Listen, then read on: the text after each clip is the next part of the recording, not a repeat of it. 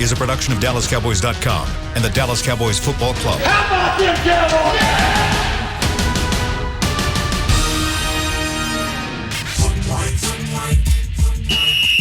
Let's go, baby! Are you ready for a break? Yes. Are you ready for a break? Absolutely. Ready for a break?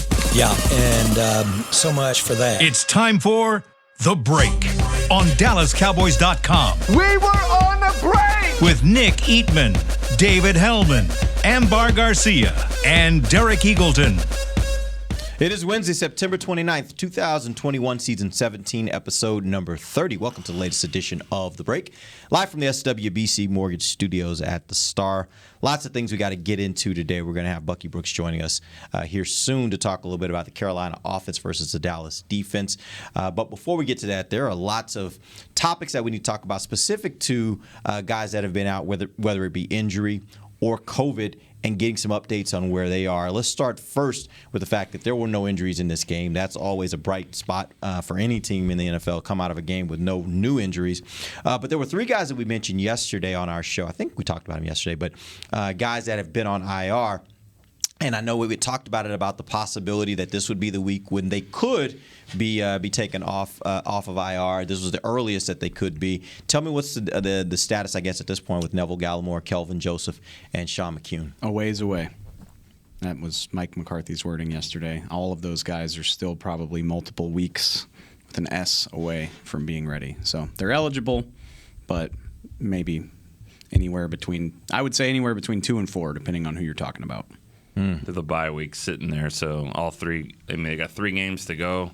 I mean, I don't know how if they're gonna handle it this way. That they won't say this, they won't admit it. They'll say it's case by case, but yeah. I'm sure that they got 3 games to go, and then they got the bye week. It makes more sense to just bring a lot of those guys back, so you don't start they probably won't start their window, their 21-day window, and where they can start practicing again. I would say until like maybe next week or the week after.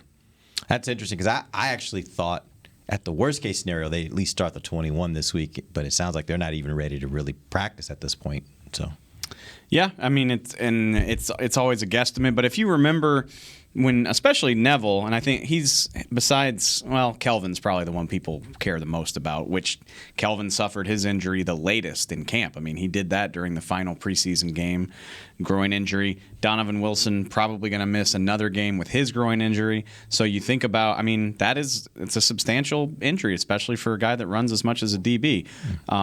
So I think that tracks. And then Neville, they said at the time, you're probably talking about 8 weeks. Now that was mid-August, 14th probably, that they played that game in Arizona. So it's been about 5 or 6. So again, you're talking 2 or 3 more weeks before that's probably realistic. Catch me up on a couple guys that missed last week's game: Dorrance Armstrong, Carlos Watkins. You already mentioned Donovan Wilson. Yes. Good question. I would think Carlos Watkins may be more of a shot, but just because we're talking I think it's a sprained knee. Mm-hmm. He's done some work out here, even on the side field when they were practicing, and it looks like he's working okay with the trainers. The injury is a high ankle sprain on Dorrance. That's what I was gonna Nothing about Dorrance's injury makes me think that it's a 1 week thing. Right. But then you're saying it's a multiple. Yeah. He's going to be gone for a while. I'll say this. I remember when I talked to Stephen Jones last week, I guess it was before this game. He didn't want to rule him out just yet. He didn't think they would be there. So that being said, it may be something that Dorrance could kind of get back into it. I mean, it's so weird because it's like if you're just inactive, just a straight inactive, it seems like that doesn't happen anymore because it's like if it's even a hint at an IR for more like 3 weeks, they'll just put you on IR and get you the roster spot. So, I was about to say that if Dorrance's injury, because an ankle sprain, you think, I mean, Sean McEwen sprained his ankle, and he's not coming back anytime soon. And again, so an ankle sprain can be as much as 6 weeks. So if it was severe, you'd think they'd just put him on IR because of the rules. I still think I'd bet against him being ready for this game, but maybe he can be back for the Giants game. Yeah, that's what I kind of think about is basically you got a 3-week period. If it's an injury more than 3 weeks, you're better off putting him on IR. So I just assume it's a much lesser injury if they're not put on IR these days. That's a safe assumption, I think. Yeah. Okay. Let's talk about the COVID guys. You got Keanu Neil. They're both still out. They're still on the COVID protocol. No changes. Nobody's been added to it. We'll just have to wait and see. Neil went on the COVID protocol. It was like Wednesday. Yeah, it was. But he didn't test positive until later, right? Right. Yeah, he hadn't tested positive, I think, until like maybe Friday or something. Yeah, he did. Yeah, you're right. There was a period where he was just a close contact, right. So that might be what's prolonging that. So we'll just have to keep an eye on it. And other things.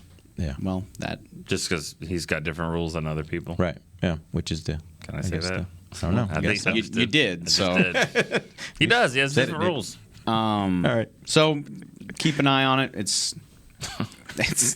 yep. Okay. It's only Wednesday.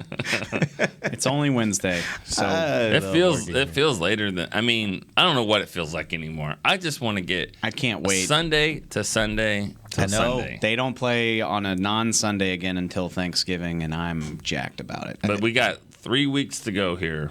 That it should be somewhat normal. Yeah, and then you got a bye week. Which a bye week, okay, fine. Still normal, yeah. Who's mad about that? Yeah, no one's mad about it. No, I'm just saying like the schedule. I'm just talking about having a regular schedule where we know what time we're going to be able to do things. I think the schedule's going to be relatively the same, hopefully, until Thanksgiving. That's David Moore started the press conference today by saying, he's like, if you count preseason, y'all have played 8 games, and this will only be the second one that's been played on a Sunday. I'm just like, oh my God. Or maybe the third. The Jaguars game was a Sunday. But I'm just like, jeez, let's get into some routine here. I know. It's kind of hard. All right, here's what we're going to do. We're going to take an early break. We got Bucky Brooks coming up to join us. He'll give us some insight on the Carolina offense versus the Dallas defense, particularly what they're going to do without their star player, Christian McCaffrey. We'll talk about that when we come right back. This is DallasCowboys.com radio.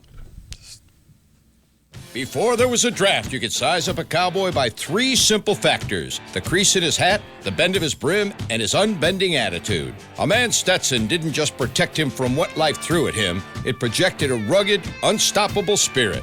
Stetson hats are still American-made with pride right here in Texas. They're still the unofficial crown of all self-respecting cowboys, and Stetson is proud to be on the field with America's team. Find a retailer nearest you at stetson.com/cowboys. The Cowboys way, where 16 Hall of Famers and 5 championships shows us what success looks like.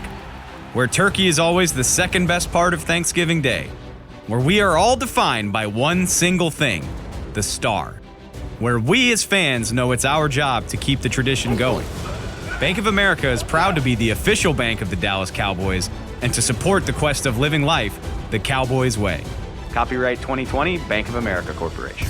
Want to use what the pros use? How about the official men's skincare brand of the Dallas Cowboys, Jack Black? Right now you can get the Jack Black Starter, a curated collection of Cowboys locker room favorites for just $10 with free shipping. The starter includes 4 Jack Black skincare favorites plus a full-sized intense therapy lip balm. Go to getjackblack.com/cowboys and use the code word TEAMJB. That's getjackblack.com/cowboys. The Jack Black Starter, $10. Free shipping! Honey, big news. Gary, are you okay? Oh, I'm not Gary anymore. I'm Jackie Flash. What? See, I want the latest smartphone, but the best deals are only for new customers. So, to get a new customer deal, I changed my name to Jackie Flash. Okay, but the best smartphone deals at AT&T are for everyone, new and existing customers. That's huge. Then guess who's getting a deal? Is it Jackie Flash? Jackie Flash. It's not complicated. At AT&T, our best smartphone deals are for everyone. Restrictions apply. Visit att.com for details. Back to the break.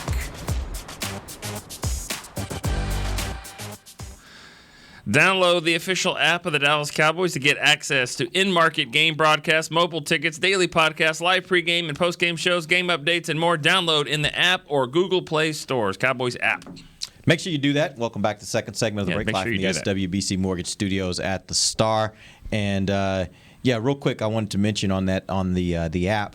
If you haven't downloaded that, then get it. But also make sure if you have downloaded that and haven't gotten the Connected TV app, make sure you do that as well. It is a great app to be able to have on your television, especially on the weekends for our pre- and post-game shows. It's an opportunity for you to be able to watch that from your couch as you're before and after the Cowboys games. It's the only place you're going to get real live, in the moment pregame and postgame analysis of the Dallas Cowboys about everything that happens in the game before and after. So make sure you check that out.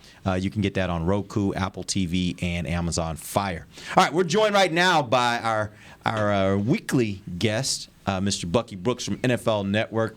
Bucky, welcome to the show, man. Hey, thanks for having me on. Let's talk a little bit about this Carolina offense. I want to start with Sam Darnold. He's having, as far as statistically, he's having probably the best season of his career. Right now, he's at 232 yards per game. That's what he did in 2019. Now it's 296 yards per game. An interception percentage that was at 2.9% back in 2019. Now at 0.9% in 21. He is just playing much better than what he was doing before with the Jets. What's the biggest reason for his improvement this year relative to what he's done pretty much throughout his career? One, he has advocates that want to see him do well. And so the Panthers made a concerted effort to make sure that they've done everything to give him an opportunity to succeed. The offensive coordinator, Joe Brady, has taken things that work really well with Sam and put those things into play, whether it's movement passes, bootleg passes, some RPO game, some design, quarterback runs, or read options. They have taken things that maybe even had a collegiate slant to it and given it to Sam so he can flourish. He also is around a better team. This is a team that has better weapons on the outside than he had in New York. And so when you have Robbie Anderson and DJ Moore that can catch passes, you have Christian McCaffrey, who's in the backfield commanding attention. He has not had to necessarily be the primary playmaker. He's just been able to play kind of point guard, just pass it to the open guy and allow those guys to go do work. And he still is victimized by the bonehead decision, but overall he's playing really good football because everything around him is much better than it was at his previous location. Well, if he's going to play point guard, who's he going to be passing the ball to? I mean, other than I know DJ Moore, but with Christian McCaffrey out, the guys he's going to be leaning on this week? I mean, they're a talented group, and they're trying to figure out a way to kind of make it work without Christian McCaffrey. But DJ Moore has been fine. Robbie Anderson has been a big-time playmaker. They occasionally get some contributions from Ian Thomas and Tommy Trumbull, but it's really a collective and collaborative effort. A lot of what they've been able to do is really take advantage of the defense, and the defense is over-aggressive. You see him come out the back door with the movement passes. Remember, he has 2 300-yard games, and so even though I would say that maybe the Panthers haven't really tested him or they haven't played anybody, I mean, they're a pretty good team, and they look good on offense, and he certainly is playing well as a result. Okay, Bucky, obviously I have to take an opportunity to plug the 2019 LSU football team. Like, why would I not do that? But I think it pertains to this, though, because Joe Brady was the offensive coordinator for that team, and a super underrated part of that offense was Clyde Edwards-Helaire being able to do a little bit of everything. I mean, he was great in pass pro. He could run the ball, and he just dropped out of the backfield all the time and presented an easy target if Joe Burrow didn't have anybody. That obviously describes Christian McCaffrey very, very well. He's got 16 catches through 2 games and a quarter. I guess my question is a versatile running back as important to Joe Brady in the pros as it was in college, and can Chuba Hubbard do that as well, or do they kind of have to reinvent this thing? I don't know if they have to reinvent it, but, I mean, Chuba Hubbard will get first crack at it, and so they'll give him every opportunity to touch the rock, and he'll catch it. He'll run it. He's a big play player. He played in the Big 12 at Oklahoma State, so he has some ability. Matt Rule knows him well, having played against him, and he said, like, those memories kind of were one of the reasons why they made it a point to get him. Royce Freeman is backing him up. Royce Freeman is a guy that played at Denver for a few years, but it never really popped for him. But he's a big-time running back at Oregon. He can catch the ball out of the backfield as well. So I don't think they have to necessarily change the offense. They just have to change the distribution. Where does the ball go? So those 20 to 25 touches that used to go to Christian McCaffrey, how do we divvy up that pie so that we can keep the team balanced, but everybody's happy, not getting too much too soon? DJ Moore leads this team in receptions at 22 and also leads them in receiving yards at 285. I assume he is their biggest weapon outside of McCaffrey, and obviously will need to be that with McCaffrey out. If you're the Cowboys defensive coordinator, how do you go about trying to defend DJ Moore knowing that he is their biggest weapon? I mean, he is their biggest weapon, and a lot of it depends on what do you feel like about Robbie Anderson? Because Robbie Anderson is a guy that can really take the top off and make big things happen. So what do you want to concede? Are you willing to concede some chain moving throws, or do you want to completely take the big play element out of the mix? I believe with DJ Moore, maybe you mix in some double coverage and brackets, but look, man, he's a good player, but he's not quite Keenan Allen level and some of the other guys that they've faced. So I think you kind of play it straight initially, and then if it's one of those situations where he's beginning to have his way, then you kind of interject and you go back and play some of your normal stuff. You know, the last 2 weeks, the Cowboys have benefited. And of course, they've had the injuries and stuff happening on their own defensive end. But the last 2 weeks, they've benefited from a starting lineman on the opposing team being out, the Chargers and the Eagles. What does the tackle situation look like for the Panthers? And do you think the Cowboys they'll be an advantage for them again? Well, I mean, Cameron Irving is someone that you want to attack. Like, he's definitely vulnerable at left tackle. So, considering his struggles and knowing about that, like, that's where the game plan has to start. Can you attack Sam Darnold off his backside? Can you make him uncomfortable? Matt Paredes at center is another one that you can go at a little bit. This isn't like an A-level offensive line, and so there are opportunities that are going to present themselves. Clearly, and so I think you can attack them a few different ways. But I'm starting at the left tackle, and I'm working from there. Obviously, I gotta if it makes sense, I gotta ask you about our draft guys, and I can't help but notice. You mentioned him briefly, but Carolina started this week out by trading Dan Arnold for a cornerback. Is that just because they have that desperate of a need at corner without J.C. Horn? Or is Tommy Trimble, I mean, do you think that they have designs on how good he could be? Because I saw a little bit of the Houston game, and he's a hell of an athletic player. Do you think maybe his role, they have in mind that he's capable of having a larger role, I guess? It's a couple of different things. I think, one, they do like Tommy Tremble. They want to give him an opportunity to get on the field and make things happen. But there's a fascination in the building with C.J. Henderson. And so they wanted to be able to pick up a guy who was a first-round pick. They got him for nothing. Like, it didn't really cost him anything. So they got another young, dynamic player. And if you look at the Panthers' defense, and we'll talk about them tomorrow, but this defense is young, fast, athletic, and so they can grow together. And so one thing in talking to Matt Rule, they want to be as fast as they can on that side of the ball. So then you add C.J. Henderson with J.C. Horn when he returns, with Dante Jackson. I mean, now you have a 4x1 track team in the back end to go at the other fast guys they have in Brian Burns and Shaq Thompson and Jeremy Chin. So it's part of, we had a need, but no, we got a chance to upgrade our lineup, so let's go upgrade it. Yeah, it's amazing to me, and I don't know if you can give more color to this, but I can't even understand how in any situation a young cornerback that was drafted that high gets traded for basically a tight end and a third-round pick. I mean, that just seems very lopsided to me. What am I missing on that?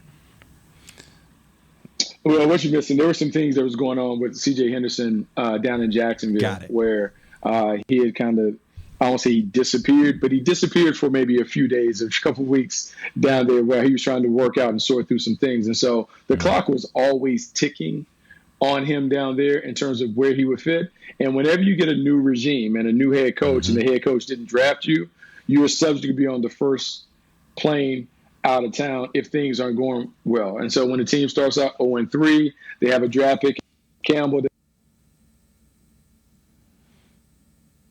Think we might have lost Bucky there for a second. Signal?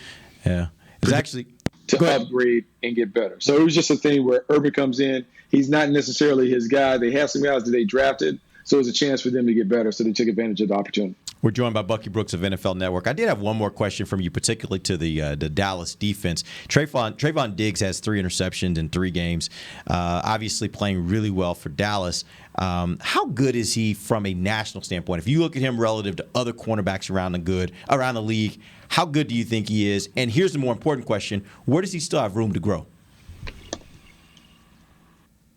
Did we lose him? Oh, he's speechless. I mean, that's how good he's been playing. You know what? Yeah. Here's the thing. He'll probably come back on in a second, but I got an email from Bucky. We got $5 is an article that he writes. Yeah. And he actually wrote about Trayvon Diggs. Okay, so give me what he said. He said he's an elite playmaker. He said, I don't know if the Cowboys coaching staff expected Diggs to come in and be a premier cover corner in year 2, but the young playmaker deserves consideration as one of the premier players at this position. Bam. Boom. I don't know how you argue with it after to this point in the season. He's got this. Oh, there he is. He's back. There you are, but actually, Bucky. Well, go ahead, Nick. I was just saying, since we lost you for a second, I read your portion of $5 where you talked about Trayvon Diggs being an elite playmaker, and he's got the swagger of an All-Pro. I mean, look, man, it doesn't take long to figure out that he has it dialed in. And I don't know what the secret sauce is. I don't know if it's Joe Witt and Dan Quinn pumping him full of confidence. But he's a much different player than he was his rookie year. And yeah, there were some injuries and some other stuff. But the guy that showed up and played on Monday night is the one that I don't even imagine that the Cowboys thought that they would be getting. Someone who is long, athletic, someone who can play off or travel, can do whatever it is that you want to do, and he can make plays. The fact that he's a former wide receiver, that certainly helps because he can catch the ball. But as this team is playing that see ball, get ball defense, I mean, he has exploded. And I don't think people talked enough about the job that they did on Keenan Allen. Keenan Allen is an N1 mixtape street ball legend. You cannot stay in front of him when he is at the line of scrimmage. And so the fact that he was able to take on the traveling, I mean, that was a big thing for Trayvon Diggs to be able to do it. Then to come back and to jump a route against Devontae Smith, who he knows well, Jalen Hurts. To me, it seems like everything is coming together. The athleticism, the technique, the instincts, the ball skills, all that's coming together. And I don't know if there's a corner playing better than him at this point. And that's talking about Yari Alexander and Jalen Ramsey and all those other guys. You can begin to put him in that conversation based on the way that he has played. What do you think, real quick, what do you think his greatest area is right now for growth at this point? I just think with more experience comes expertise. I think the main thing, the difference with those guys that I talk about is the level of consistency.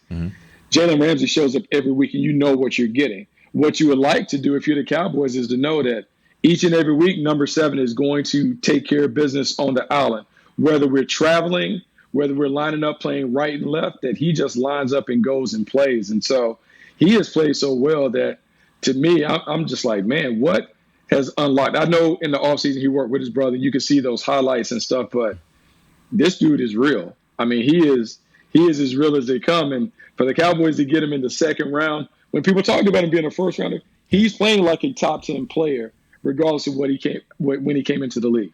All right, Bucky, man, we appreciate you joining us. We'll be back tomorrow and have you talk a little bit more about this Carolina defense that you mentioned a little earlier. Fast defense. We'll see how they match up with the Cowboys offense. We're going to take our final break and come back. We'll also have some conversation here about this Dallas defense. Do it when we come right back. This is DallasCowboys.com radio. Hi, I'm Clint Tillison with United Ag and Turf. Before you can park yourself in front of the game, park yourself in a John Deere and power through your chores. Our Land Run package is a 1025R, 25 horsepower tractor with a loader, rotary cutter, and a box blade for $229 a month. And the price you see is the price you'll pay, no surprises. So don't miss another kickoff. Visit UnitedAgAndTurf.com. Offer ends February 1st, 2021. Restrictions apply. See dealer for details. Now let's get to work. Honey, big news. Gary, are you okay? Oh, I'm not Gary anymore. I'm Jackie Flash. What? See, I want the latest smartphone, but the best deals are only for new customers. So, to get a new customer deal, I changed my name to Jackie Flash. Okay, but the best smartphone deals at AT&T are for everyone, new and existing customers. That's huge. Then guess who's getting a deal? Is it Jackie Flash? Jackie Flash. It's not complicated. At AT&T, our best smartphone deals are for everyone. Restrictions apply. Visit AT&T.com for details. New Dr. Pepper Zero Sugar. You deserve it. I do deserve that. You deserve decadent flavor without sugar and a day at the beach without sand getting everywhere. and a relaxing bath that your children don't interrupt. I deserve all that? It's really just a visual metaphor for Dr. Pepper Zero Sugar. Everything you want, nothing you don't. A visual metaphor on the radio. I do deserve that. Dr. Pepper Zero Sugar. The zero you deserve is finally here. Before there was a draft, you could size up a cowboy by 3 simple factors: the crease in his hat, the bend of his brim, and his unbending attitude. A man's Stetson didn't just protect him from what life threw at him, it projected a rugged, unstoppable spirit. Stetson hats are still American-made with pride right here in Texas. They're still the unofficial crown of all self-respecting cowboys, and Stetson is proud to be on the field with America's team. Find a retailer nearest you at stetson.com/cowboys. Back to the break. Be the first to receive new offers, event info, and more when you sign up to receive text messages from the team. Text Cowboys to NFL DAL. That's 635-325 to receive 10% off your next Pro Shop order. Message frequency may vary. Message and data rates may apply. I think you have to read it that fast. If you say it like that, right, you have to say like message frequency may apply. You got to read the fine print like this. Right. Yeah, it's because you've been listening to a lot of that kind of stuff. That's just over the years. You learn that from listening to radio and that kind of stuff. Right? And commercials and stuff like that. Yeah. They say all this important stuff, and they say, oh, by the way, it's going to cost $24.99 a month. You sound very, very professional, Nick. Very good. Is that shade? No. Sounds very good. Wow. Mickey, I heard Mickey Spagnola use the term shade yesterday, and now Nick. What is happening? That's when we know that word has already been retired. And oh yeah, it's not cool anymore. Right, you say that. Got to find got to find some new slang. Yeah. All right, welcome back. Final segment of the break live from the SWBC Mortgage Studios at the Star. We're going to talk a little bit about the defense. I want to do a little deep dive here on a couple questions about the defense. I'm going to start first with the fact that this defense, if you look at them and watch them play, I think I'll speak for myself. My opinion of them is probably even higher than what the statistics say they are relative to the rest of the league. I think they're playing phenomenally. But when you look at the numbers, they're ranked 26th in overall yards. They're ranked 31st in passing yards allowed. But the most important stat, they're number 1 in the league in takeaways with 8. My question for you guys are takeaways the biggest difference between 2021 and 2020 for this defense? And if so, is that sustainable?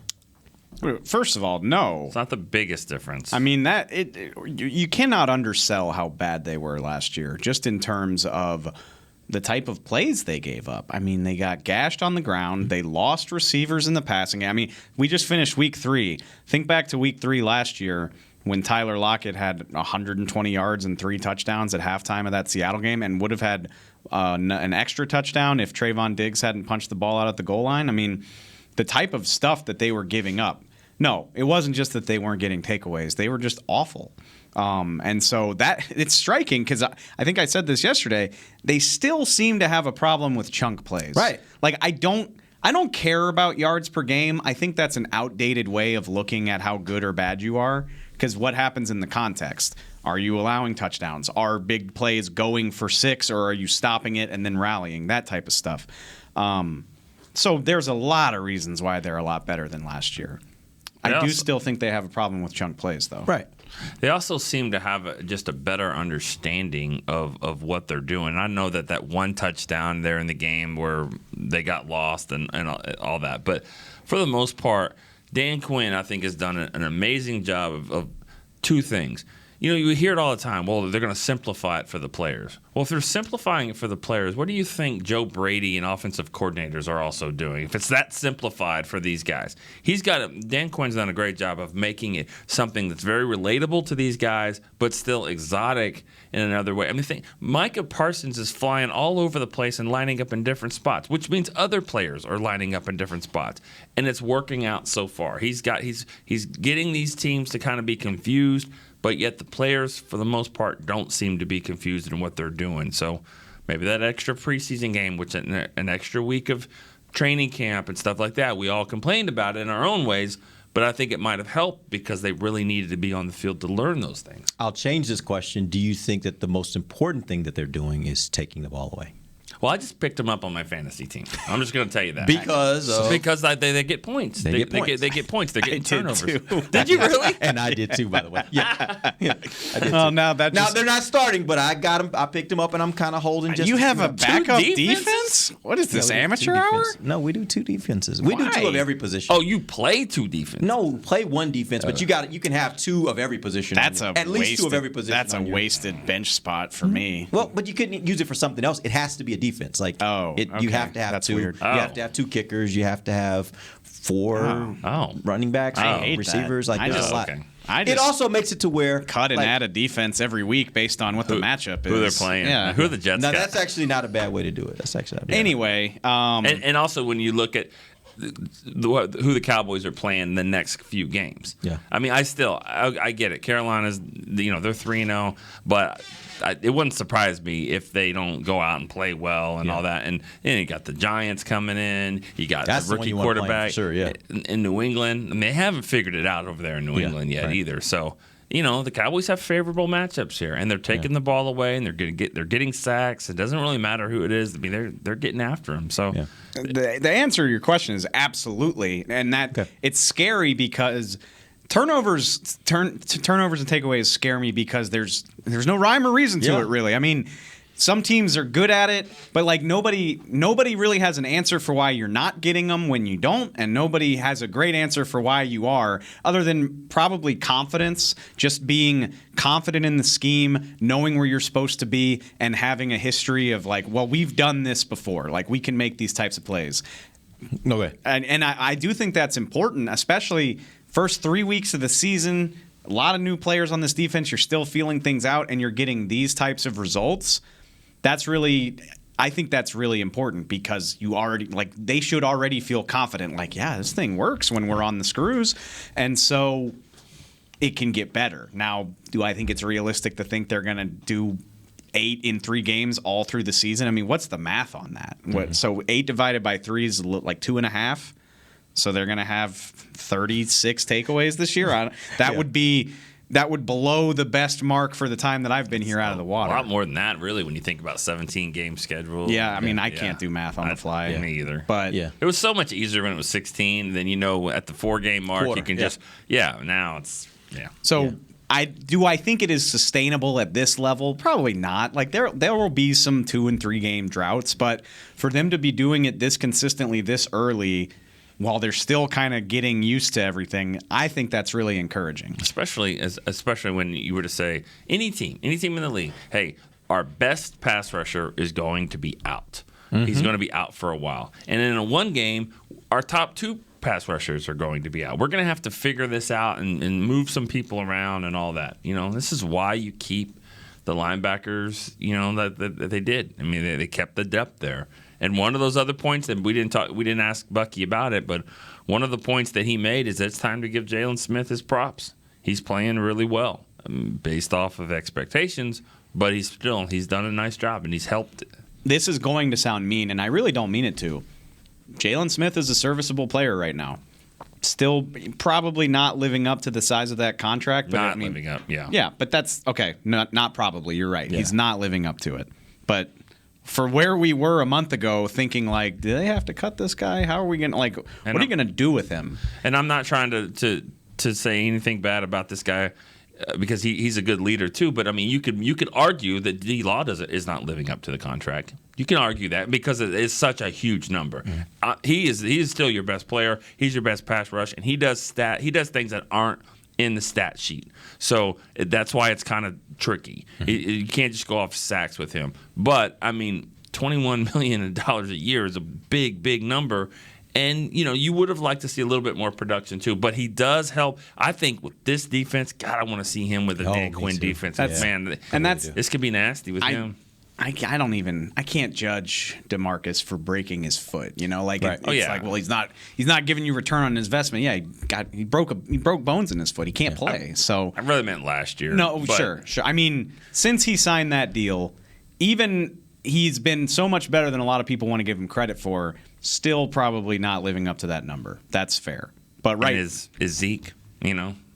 Well, but this is. I know. I'm just saying. But my point is, a lot of these players, when they get a deal, it's hard. It's hard to do it. I don't know that you can name a lot of players around even around this league that get mega deals that you think after they get the deal, oh yeah, they're living up to that, because at the time it's like they're being paid like the best player, the top player at their position, which means if they're not playing as the top player at their position, it's not in people's minds, they're not playing up to the deal. I don't want to get into the weeds on this because it's a separate conversation, but I can think of a lot of guys. I mean, Myles Garrett, Aaron Donald, like nobody's questioning why Aaron Donald's making that money. What about the guy out there in Chicago? You think they're loving him right now? Like, I don't know that he's doing what they would expect of a guy that's making the kind of money he's making. I haven't watched Khalil Mack this year, but I just think the Bears' problems go so far beyond what he's doing. Absolutely, but that doesn't matter. As we know, that doesn't matter when you're making the big money. Sure. It doesn't matter how the team's playing. It's, are you doing something that's making me think you're the best in the league? I wouldn't make an investment in a player like that unless I had my quarterback situation settled. I think that's the lesson that I learned there, is because then you're just wasting money on guys that, like, an elite defense in 2021 is not enough to get you where you want to go. It's just not. Not if you're awful on offense. You can do it with it. Very hard. Yeah. You got to, like we've said 100 times, you got to start doing. You got to do something great.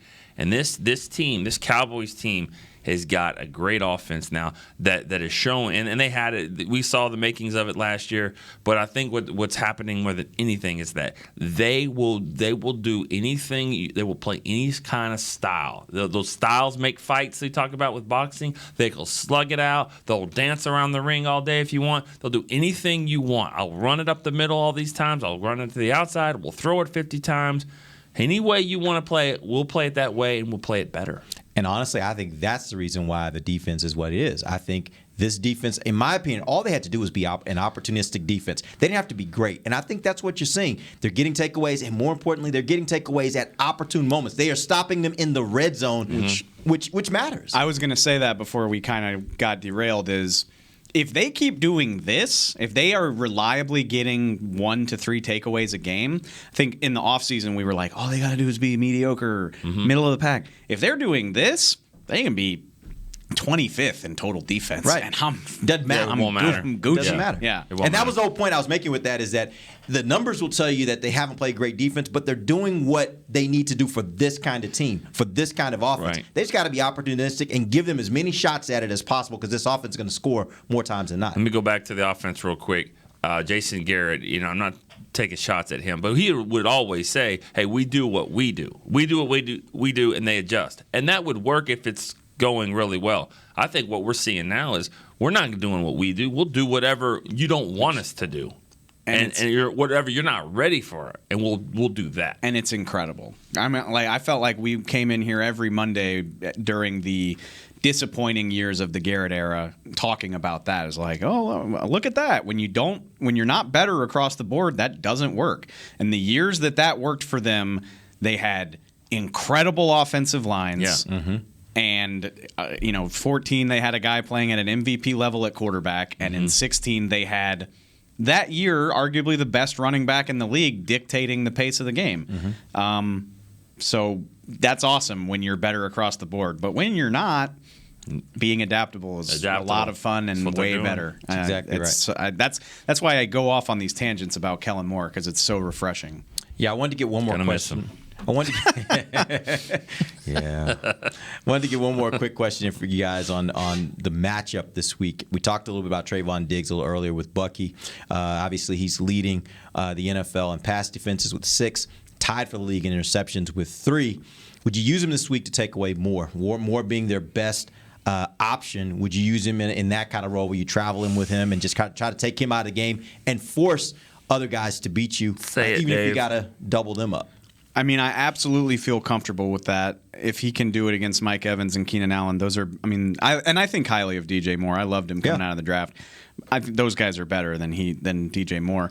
The thing that worries me about that is Robbie Anderson's a deep shot beast, and do you feel comfortable with? Have we seen that before? Absolutely. From Sam Darnold. But that's also where I look at it and say I would rather double him and make sure he doesn't get deep ever. Like, you're always going to have a guy over the top with him.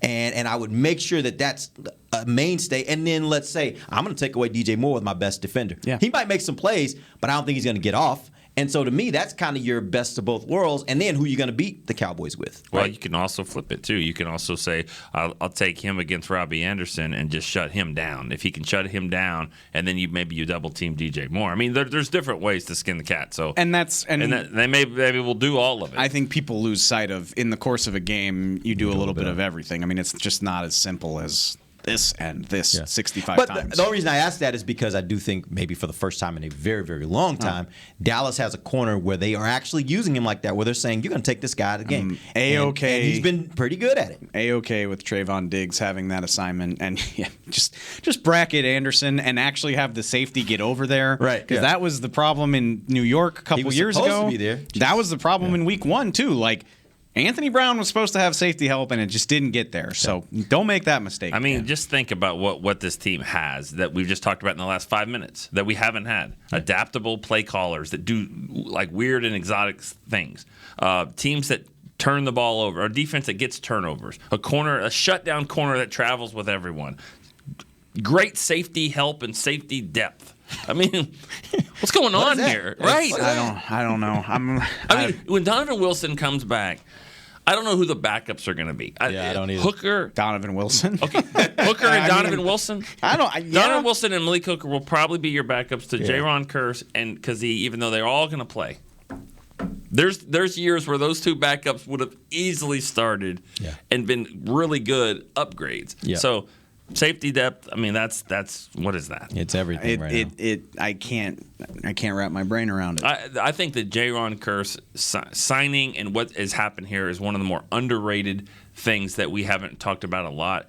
I mean, this guy's leading the team in tackle, or one off. I think he's leading the team in tackles, leading the team in special teams tackles. Nobody really wanted him. Dan Quinn was like, I have a perfect role for him. They brought him in. It's been great, and he's got good swag to him. Hope that guy on the Eagles sideline's okay, but I mean, you know, that's like the hardest hit of the night was that kid, that trainer or assistant. I don't know if you saw that. Yeah. But other than, I mean, he's physical, you know, and he's playing with swag. It's fun, like, it's weird to say about he was kind of a journeyman before he got here. He's a versatile player. Like, he doesn't have one defined role. He might not even be considered a starter depending on who's available. But I think he's got some spunk to him instead of the other word that you usually say there. This too, like, if you go look, and I'm not hating on him, good for you. He gets on Twitter after the games and like he'll go at people that have something to say. He's got a little Cole Beasley. He was talking yesterday, but taller, a little bit, a lot of it. Yeah. But I mean, and not always necessarily in a negative way. Like he was on Twitter yesterday. To have the conversation and just like, man, I love being around this team. This team's a lot of fun, and so I wasn't expecting him to be this energetic leadership type of guy, but that seems from the outside at least like what's happening. Like, I think he's making a big impact. But he does fit the mold, and I think this is where you were talking about you can't really always predict how you get turnovers. I do think at some point we got to start talking about the way they constructed this team. They were very, very adamant. We want long, rangy, aggressive type defensive backs, and they went out and got them in droves. And maybe that's a part of what you're seeing right now is you got those kind of players, and they're playing like that in a scheme that really fits for them to be able to be aggressive and use those long limbs to be able to get their hands on balls. True, but two of the other guys that are also making plays are not going to win any tallest man contests. Who's that? Well, I'm talking about Kazee. I mean, KZ. But I'm talking about Jordan Lewis. How long is he? How long? Now, not Jordan. Obviously, Jordan is a smaller guy. But I'm talking about, like, that was the thing. Like, Trayvon Diggs isn't a big guy. He's got long arms. And so that's the thing. Like, we talked about during draft day. Like, all these guys they were bringing in, all of them got, like, limbs. I don't think KZ's got long arms. I don't know. I'm asking. I don't know. That's a question. KZ is an interesting outlier. He doesn't look anything like the rest of them. But Jaron Kearse does. He looks the part. Jaron Kearse is 6'8". Right. No, but he looks the part. And I think it's not a coincidence. The guy, KZ, being the guy that doesn't fit the rest of this mold, is the guy that played for 5 years with Quinn in Atlanta, 4 years, whatever it was. His nickname is so, like, perfect. Yep. Crazy. That's what you need. Because he plays that way. He really is. I mean, he's that guy. He reminds me of Rocket Ismail in this way. Rocket Ismail, every single game at the end of the game was hurt. He might have lost he might be out for the game. He just got hurt. He's a little guy that got hit, and he was banged up all the time. But he was back the next week, and Casey's kind of that way. We've seen him banged up, but he's back in it, playing, making plays. He just kind of plays with reckless, abandon, really. Yeah. I think this secondary has been attacking opponents through the first 3 weeks, like making plays on the ball. Mixing it up with the sideline, all that type of stuff. And I definitely don't want to say like any NFL player is afraid out there, but like the secondaries that we've been so used to watching have almost been passive, And I think like that was kind of Marinelli's idea, was like keep them in front of you, limit the big plays, we'll be okay. And so you just never saw that kind of attitude and aggression and just like we're gonna go take it to you. We haven't seen that from the Dallas secondary in recent history. Brandon Carrs and Byron Jones, those guys, more cover guys, stay with them. And think about how they were being taught. I remember this several years ago. They were actually the techniques they were teaching them were not really attack the ball type techniques. They were more like get your hand in between the receiver's arm, try to knock the ball out. The purpose was more to break up the pass than it was to go after the ball. So it also can be about how you're being taught and what you're being asked to do as a cornerback as well. All right, we appreciate you guys joining us. We'll be back tomorrow. We're going to talk a little bit more about the Carolina defense versus the Cowboys offense. Till then, for Nick Eatman, Dave Hellman, I am Derek Eagleton. This has been The Break, live on DallasCowboys.com radio. This has been a production of DallasCowboys.com and the Dallas Cowboys Football Club. How about this, Cowboys? Yeah!